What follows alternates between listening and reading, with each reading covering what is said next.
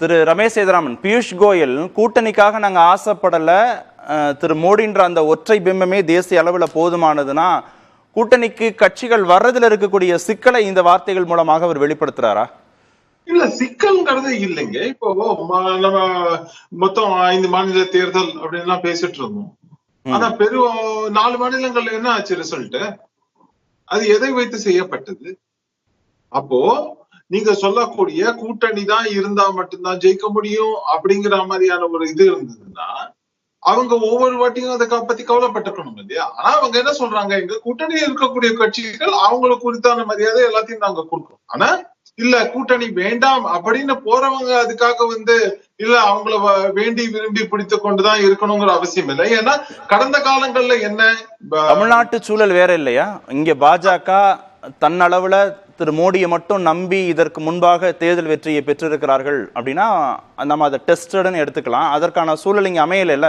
இப்ப கூட்டணி பலம் அவங்களுக்கு முக்கியமானது இல்லையா பாஜகவுக்கு?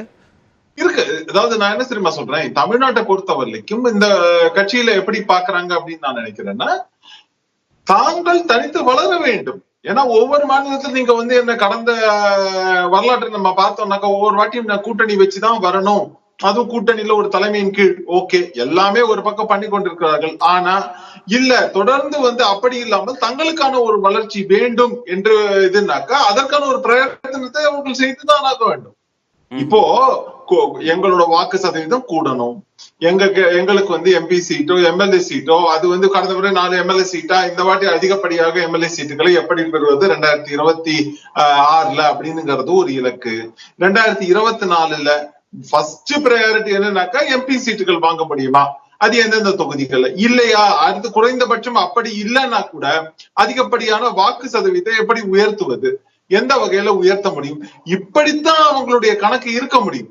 கூட்டணி கரெக்ட். ஆனா திரு கேசிபி சொன்னதுல இருந்தோ திரு ஷபீர் சொன்னதுல இருந்தோ என்ன புரிஞ்சுக்க வேண்டியதா இருந்ததுன்னா, இவ்வளவு நாள் இருந்த அந்த ஹிந்துத்துவா வாக்கு இருக்கு இல்லையா, அதுதான் பாஜகவுடைய வாக்கு பலமாக அவங்க 2 பேரும் கருதுகிறார்கள். அது இப்போ பிரியுது. Hard core Hindutva, soft core இந்துத்துவான்னு பிரிஞ்சு வாக்குகள் அதிமுகவுக்கும் பாஜகவுக்கும் போகுதுன்னா பெருமளவு அந்த ஹார்ட் கோர் இந்துத்துவாவை இங்க நம்புறாங்களா தமிழ்நாட்டில் இருக்கிறவங்க? அந்த அளவுக்கு பெரும்பாலான வாக்குகள் பாஜகவுக்கு வந்துருமா? இல்ல, கடந்த காலங்கள்ல இப்ப நான் என்ன தெரியுமா சொல்றேன், அத்வானி அவர்கள் ரத யாத்திரை, அதை தொடர்ந்து நம்ம அதுக்கப்புறம் எலெக்ஷன்ஸ், அதோட உங்களே உதாரணமா சொன்னாங்க. இல்ல வர அதுக்கு அடுத்தது பதில் சொல்றேன். இல்ல, அந்த பீரியட்ல என்ன ஆச்சு, பாஜகவிற்கான ஒரு இதுல பார்லிமெண்டரி இதுல எல்லாத்துக்குமே ஒரு வெற்றி வாகை அந்த மாதிரி சூழல். அத்வானிக்கெல்லாம் போனா கொஞ்சம் புரிஞ்சுக்க கூட கஷ்டம் இருக்கும். ரமேஷ் சேதுராமனுக்கு வந்தா புரிஞ்சுக்கிறது ஈஸி. ரமேஷ் சேதுராமன் இதுக்கு முன்பு அதிமுகவுக்கு ஓட்டு போட்டிருப்பாரு. இப்ப யாரு இல்ல, சபீர் சொன்னதுக்கும் கேசிபி சொன்னதுக்கும் நான் பதில் சொல்றேன். சீரியஸான பதில சொல்லிட்டு அடுத்தது சொல்றேன். இதுல என்னன்னாக்க அந்த பீரியடை விட்டுட்டு அதுக்கப்புறம் பாத்தீங்கன்னா தொடர்ந்து கூட்டணி இந்த மாதிரியான விஷயங்கள் எல்லாத்தையும் பார்த்து கொண்டிருக்கிறோம். ஆனா பாஜகவிற்கு சாதகமாக வந்த ஓட்டுகள் திரும்ப எங்க போச்சு பாத்தீங்க, இங்க பாஜகவிற்கு ஒரு பின்னடைவு இருந்ததுங்கிறத பாக்கணும். அப்போ என்னன்னாக்க அண்ணன் கேசிபி சொன்ன விஷயம் மிகச் சரியான விஷயம். ஜெயிக்கக்கூடிய கட்சிக்கு போடணும், இல்லைன்னா நான் போடுற கட்சி ஜெயிக்கணும். ஏன்னா இப்ப நான் பாஜகவிற்கு போடுறதா இல்லைன்னா அதிமுகவிற்கு போடுறதா அப்படின்னு ஒரு ஹிந்துத்துவ மனநிலை உடைய இவங்க இருக்காங்கன்னாக்கா அவங்க ஆப்வியஸ்லி யாரு வெற்றி பெறுவதற்கு வாய்ப்பு, தனித்தனியா நிக்கிறாங்கன்னாக்கா அந்த சமயத்துல அவங்க பாஜகவை விட ஏடிஎம்கே ப்ரிஃபர் பண்ணிருக்காங்கிறது ஒண்ணு. நான் எப்படி போட்டிருக்கேங்கிறதும் அவங்க கேட்டாங்க. நான் ரொம்ப சிம்பிளா தான் சொல்றேன், என்னுடைய வாக்கு எப்பவுமே எப்படி இருந்திருக்கேன். ஏன்னா பொதுவாக கூட்டணி அப்படின்னு இருந்திருந்தாக்க அந்த கூட்டணியாக இருக்கலாம்.